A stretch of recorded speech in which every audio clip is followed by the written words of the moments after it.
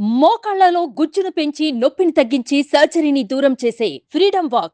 4 కోట్ల ప్రజల హృదయాలు ఆనందంతో ఉప్పొంగే పర్వదినం ఇది. తెలంగాణ అస్తిత్వానికి, ఆత్మగౌరవానికి పట్టాభిషేకం జరిగి దశాబ్ద కాలం పూర్తయింది. రాష్ట్ర సాధన కోసం ప్రాణాలు అర్పించిన అమరులకు ఈ సందర్భంగా నా నివాళులు అర్పిస్తున్నాను. 6 దశాబ్దాల మన కలను నిజం చేసిన నాటి ప్రధానమంత్రి శ్రీ మన్మోహన్ సింగ్ గారికి, నాటి యూపీఏ చైర్పర్సన్ శ్రీమతి సోనియా గాంధీ గారులకు తెలంగాణ సమాజం తరఫున ప్రత్యేక కృతజ్ఞతలు తెలుపుతూ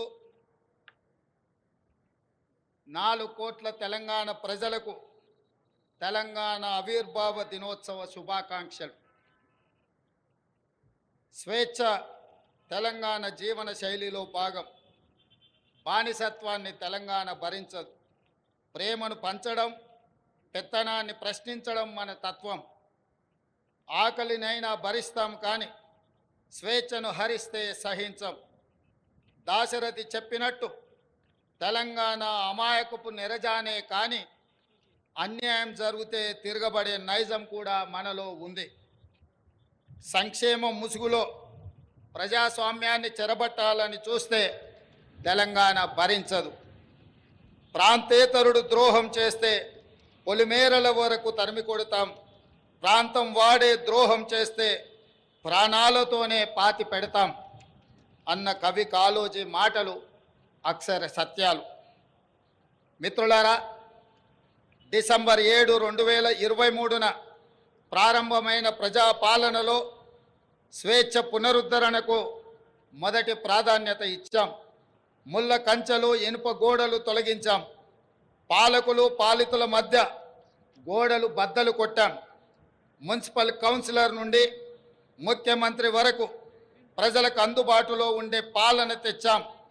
మేం సేవకులం తప్ప పాలకులం కాదన్న నిజాన్ని నిరూపించాం. ప్రగతి భవన్ను మహాత్మా జ్యోతిరావు పూలే ప్రజాభవన్గా పేరు మార్చి ప్రజలకు అందుబాటులోకి తెచ్చాం. అక్కడ ప్రతి మంగళ శుక్రవారాల్లో ప్రజావాణి కార్యక్రమాన్ని నిర్వహిస్తున్నాం. ప్రజల సమస్యలు నేరుగా విని పరిష్కరిస్తున్నాం. ఆనాడు సచివాలయంలోకి ఈరోజు సామాన్యుడు కూడా రాగలిగే పరిస్థితి తెచ్చాం. ఇందిరా పార్కులో ధర్నా చౌక్కి అనుమతి ఇచ్చాం. మీడియాకు స్వేచ్ఛనిచ్చాం. ప్రతిపక్షానికి గౌరవం ఇచ్చాం. మా నిర్ణయాల్లో లోటుపాట్ల సమీక్షకు అవకాశం ఇస్తున్నాం. తప్పులు జరిగితే సరిదిద్దుకోవడానికి సిద్ధంగా ఉన్నాం. మేమే సర్వజ్ఞానులం అన్న భ్రమలు మాకు లేవు. అందరి సలహాలను, సూచనలను స్వీకరించి చర్చించి ముందుకు వెళుతున్నాం. ప్రజలకు స్వేచ్ఛ, సామాజిక న్యాయం, సమాన అవకాశాలు ఇవ్వాలన్నది మా ప్రభుత్వం యొక్క ప్రాధాన్యత. జూన్ 2, 2014 నాడు తెలంగాణ భౌగోళిక ఆకాంక్ష నెరవేరింది. అంతటితో మనం లక్ష్యం చేరినట్టు కాదు. ఉద్యమ లక్ష్యాలు, అమరుల ఆశయాలు సాధించిన నాడే తెలంగాణ సాధనకు సార్థకత వస్తుంది. దశాబ్ద కాలం అన్నది ఒక మైలురాయి. ప్రజల ఆశలు, ఆశయాలు నెరవేర్చడంలో మనం ఎక్కడ ఉన్నామన్నది సమీక్షించుకోవాల్సిన సందర్భం ఈ దశాబ్ది ఉత్సవం. నేను రాజకీయ విమర్శల జోలికి పోను, కానీ చరిత్రను సమీక్షించుకున్నప్పుడే భవిష్యత్తుకు పునాదులు వేసుకోగలం. తప్పప్పులను గుర్తించి దిద్దుబాటు చేసుకోవడం విఘ్నుల యొక్క లక్షణం.